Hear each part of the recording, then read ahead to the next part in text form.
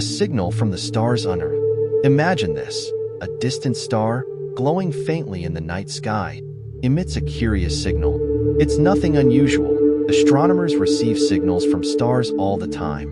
But something about this one feels different. It's coming from Proxima Centauri, the closest star to our solar system, just over 4 light-years away. Encircling this star is a planet, Proxima b, a world thought to have the potential to harbor life. But what if that signal wasn't just random noise? What if instead it was a cry in the darkness, a faint echo from an intelligent civilization? What would we do? What would it mean for humanity? Proxima b has been a subject of intense speculation ever since its discovery. Located in the habitable zone of its red dwarf star, it orbits just close enough to Proxima Centauri to allow for liquid water, one of the key ingredients for life. The planet is tidally locked, meaning one side always faces the star while the other remains in perpetual darkness. This harsh divide raises questions. Could life really survive in such an extreme environment? Or are there regions along the Terminator line, where day meets night, that could host more temperate conditions? For years, scientists speculated about Proxima b's potential. Is it covered in vast oceans? Does it have an atmosphere capable of supporting life? And if so, is it merely microbial life clinging to existence, or something far more complex? In 2023, the James Webb Space Telescope, JWST, began pointing its powerful lenses toward Proxima b. As the most advanced space telescope ever built, the JWST was designed to peer deeper into the cosmos than ever before. But few anticipated the groundbreaking discovery that was about to unfold. Scientists were initially looking for atmospheric signatures that could indicate the presence of life, such as oxygen, methane, or other biosignatures. However, the JWST detected something far more startling: fluctuations in the planet's light patterns, far more consistent than natural phenomena. These fluctuations seemed artificial, almost as if they were a series of lights, flickering and moving across the planet's dark side. The discovery of artificial lights. When astronomers first noticed the strange lights on Proxima b, they hesitated to jump to conclusions.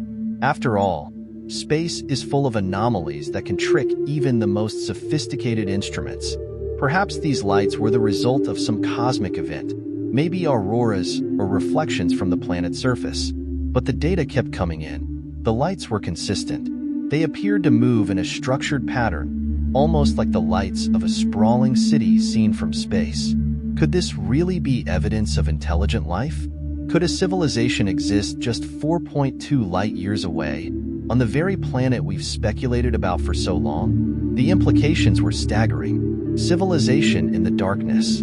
If these lights are indeed artificial, it would suggest that there is not only life on Proxima b, but intelligent life, life capable of harnessing energy, building structures, and potentially communicating across vast distances. But what kind of civilization could thrive on a planet like Proxima b?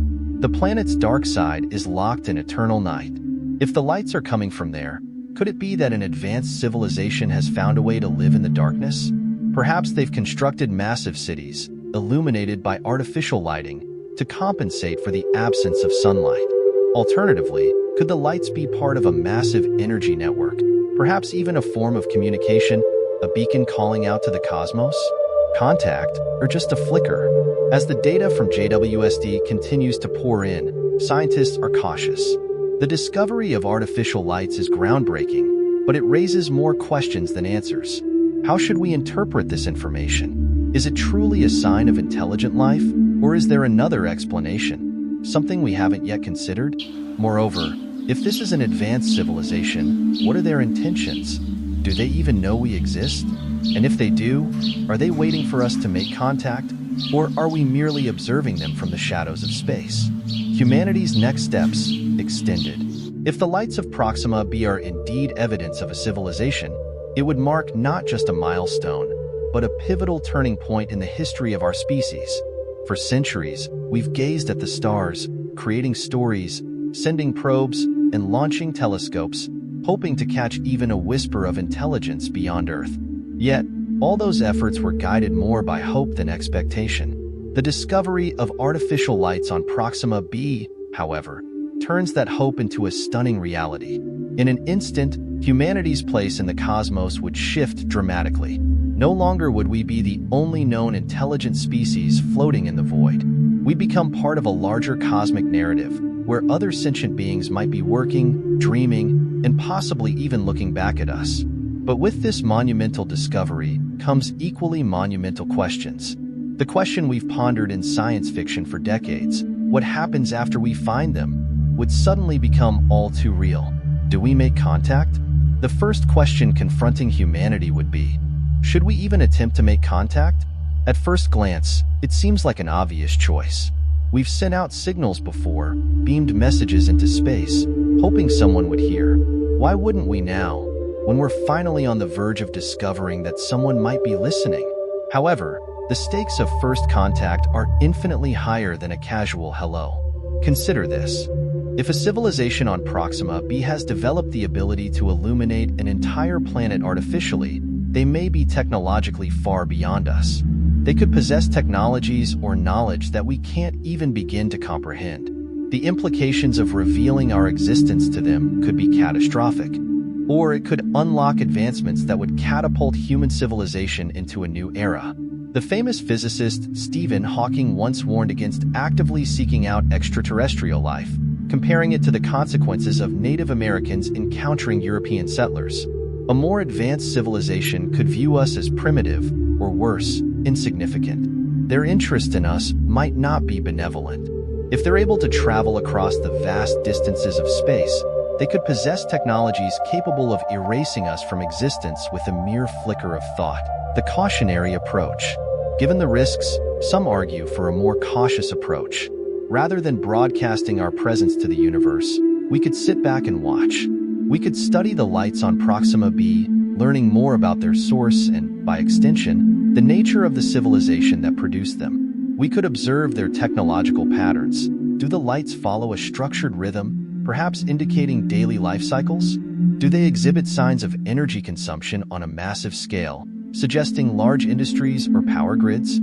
Are they expanding or contracting, hinting at a society in growth or decline? By observing from a safe distance, we might gather vital information before taking any irreversible actions. There's also the possibility that they've already detected us.